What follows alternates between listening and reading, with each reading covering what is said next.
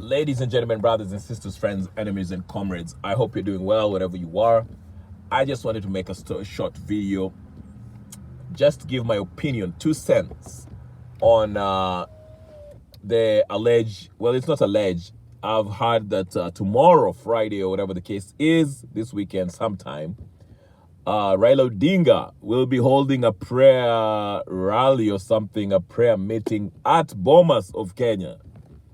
There are some bishops who are going to converge at Bomas and pray for Raila to win the African AU chairperson position, African Union chairperson position that he has been vying for.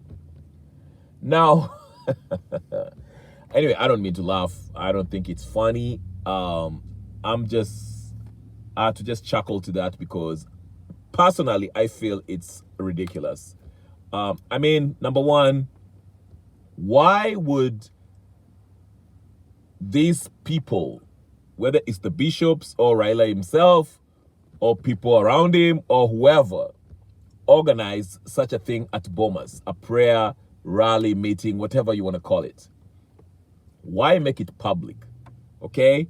I mean, if you need divine intervention for you to win that AUC position, you can simply just invite them at your place of residence in Karen somewhere, Raila Odinga, and have them pray for you, fast for 7 days.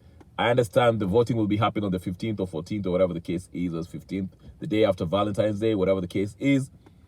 I mean, you can just pray in secret. You don't need the public to know that, oh my goodness, we are going to have this big rally where I shall be prayed for by these bishops so I can win the AUC chair position.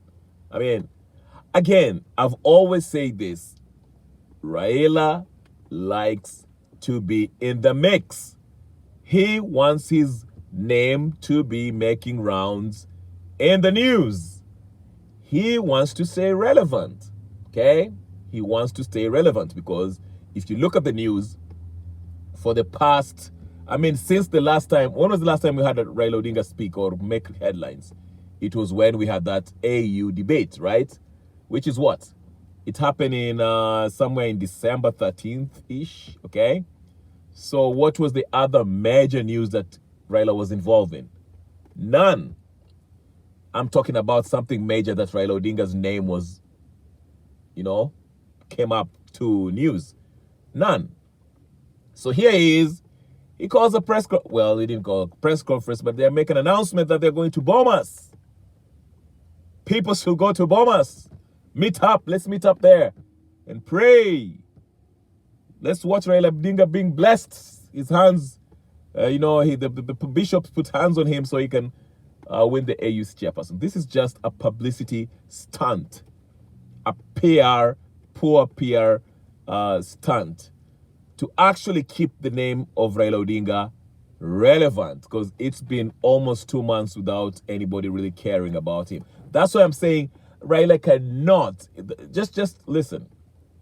I don't think he can survive even if he wins that AUC chairperson position. First of all, he will be facing a lot of challenges. I mean, with the Congo issue escalating and,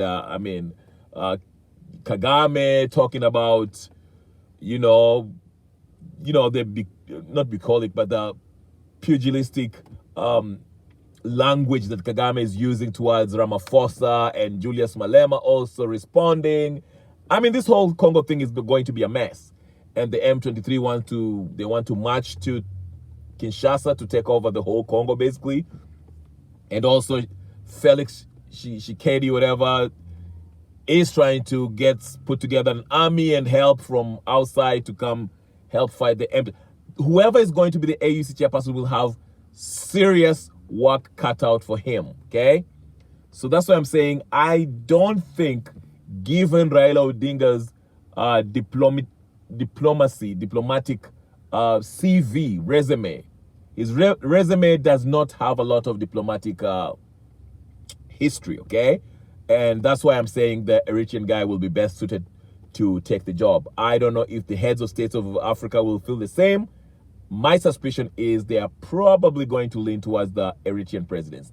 I just think that. I just feel it. I think the other guy has more, he has what it takes, the skill set to get this position. And I think majority of these heads of states, after meeting the head of Eritrea, the Eritrean candidate for AUC, they probably can gauge and see that, he is more suited for the position. But we'll get to see. We'll find out on February 15th, I believe. That's when the voting is taking place by the heads of state. But back to this news about Raila Odinga holding this prayer rally or prayer meeting at Bomas. First of all, why do you have to keep that meeting at Bomas? I mean, what are we doing? So again, there's some things that, I understand the logic behind it. You want to keep Raila's name relevant because we all know in case Raila Odinga misses that position, he will be definitely back. And if he comes back to Kenya after losing that position or that seat, he will probably start focusing on the politics of the day. What's the politics of the day? Number one, he will try to endear himself with the Kenyan population. He understands that the majority of Kenyans are against this government.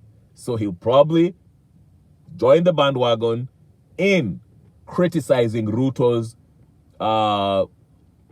regime, and he might do so, but at night maybe still play footsie with Ruto.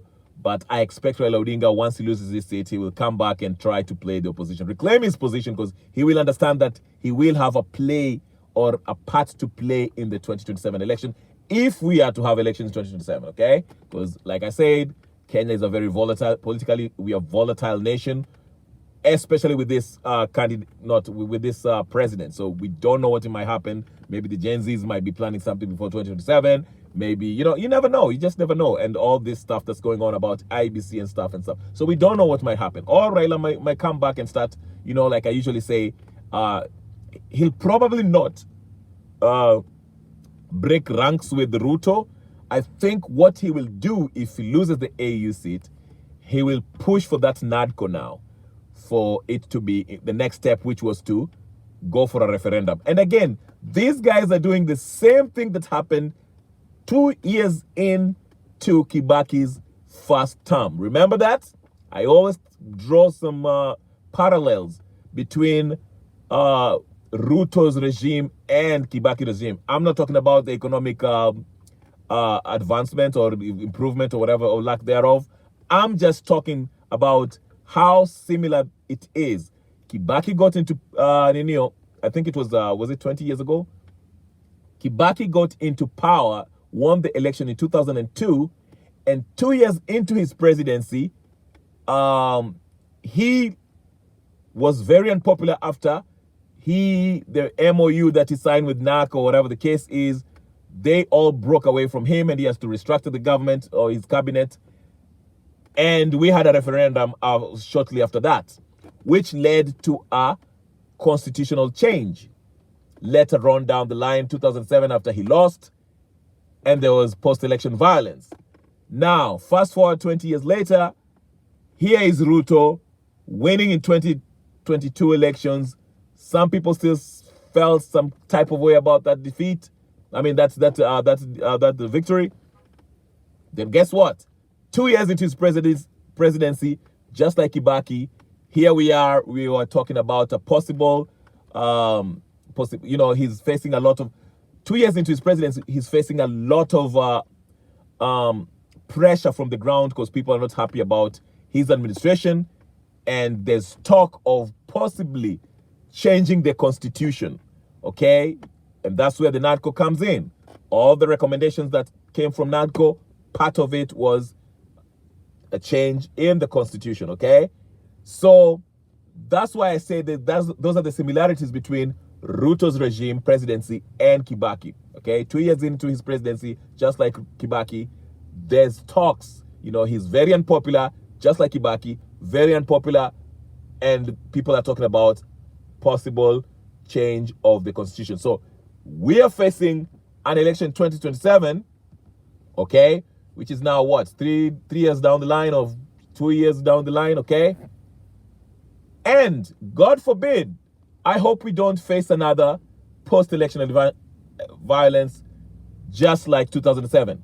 Because by all indication, remember guys, 2007, Kibaki lost the election in 2007. He was very unpopular in 2007. And we know what happened. He lost the elections, but guess what he did? He refused to cede power. He stuck into that, and the people, the useful idiots at the time, like Martha Karua, stuck with him, trying to convince the Kenyan people that he won the election fair and square. And they had to, you know, remember all the details when they had to swear him in the middle of the night, all right? Which led to post-election violence. We know what happened. You know the history. I won't take you down to that. And here we are in 2025, heading towards 2027, and we see the signs that Ruto is planning to do the same thing. He knows majority of the people in Kenya, most people in Kenya, are looking forward to vote him out. But again, he's preparing the system that he already usurped power from. These independent bodies, IEBC, he's working on the judiciary. Already he has the parliament. So come 2027 and you see all this trickery with the Somali people in Northeastern. He's trying to endear himself with them, giving them IDs and all this stuff, okay? So he knows come 2027, there's a good possibility that he will lose the elections. And you can see the tribal vitriol that's coming out from this coalitions, political coalitions, okay? On both sides, on the pro-government side and the so-called anti-government side, it's all boiling up to become, you know, something of a disaster come 2027. So Ruto will probably lose the elections. He will try to rig, but it will be so obvious, just like Kibaki, you know, try to rig, but it will be so obvious that he lost. He will refuse to cede power. I mean, if you think Ruto is going to cede power, think again. The guy is kind of renovating the state house. That is not a sign of somebody who's trying to live there soon, okay? So, probably him refusing to cede power in 2027 will lead to some chaos because people are passionately waiting for him to leave. Just like Kibaki, people are passionately waiting for Kibaki to leave or to cede power, but he refused. And we know what happened. So the similarities are scary, eerily similar, okay?